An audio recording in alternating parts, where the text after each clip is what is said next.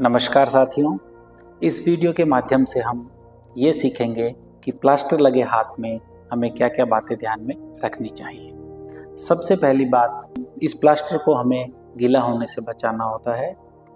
ये प्लास्टर गीला ना हो ये ध्यान रखें।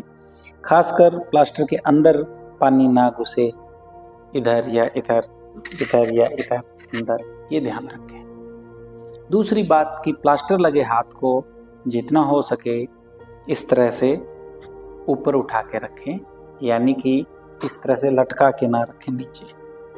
नीचे लटका के रखने से हाथ में सूजन बढ़ सकती है, इसलिए जितना समय हो सके हाथ को इस तरह से ऊपर उठा के रखें। और तीसरी बात ये कि पूरे दिन जब हम इस तरह से हाथ को रखते हैं तो कोहनी में और कंधे में जकड़न के कारण कुछ असुविधा और हल्का फुल्का दर्द महसूस हो सकता है। इसके लिए दिन में 5-7 बार आपको इस हाथ को इसमें से निकाल के और कुछ कसरतें हैं जो 5-7 बार करनी चाहिए।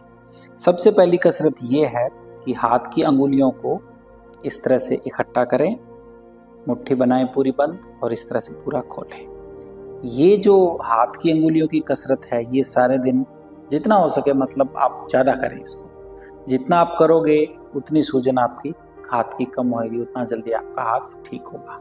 इस तरह से अगर आप इनको पूरा बंद नहीं कर पा रहे हैं तो दूसरे हाथ की मदद से जोर लगा के इन अंगुलियों को इस तरह से बंद करें। अंगूठे को भी इस तरह से जोर लगा के पूरा इकट्ठा करें। अंगुलियों को भी दूसरे हाथ से जोर लगा के इस तरह इकट्ठा करें, अगर आप खुद से नहीं कर पा रहे हैं तो। दूसरी कसरत ये है कि जो कोहनी है वो आप 8-10 बार इस तरह से पूरी सीधी और पूरी इकट्ठी, इस तरह से इकट्ठी सीधी 8-10 बार इस तरह से करें। तीसरा, कंधे के लिए हाथ को 8-10 बार पूरा ऊपर लेके जाना है इस तरह से और नीचे लेके आना है। तो 8-10 बार कंधे के लिए और 8-10 बार कोहनी के लिए और 8-10 बार अंगूठे और अंगुलियों के लिए। ये करने के बाद आप गले को, हाथ को वापस इस तरह से डाल लें। ये जो कसरत है दिन में 5-7 बार करनी है। और रात को सोते समय जरूरी नहीं है कि आप हाथ को इस तरह से रखें। रात को सोते समय आप इसको निकाल सकते हैं और आराम से आप हाथ को बराबर में इस तरह से रख के लेट सकते हैं, या जहां भी आप रखना चाहे हाथ को रख के लेट सकते हो आराम से।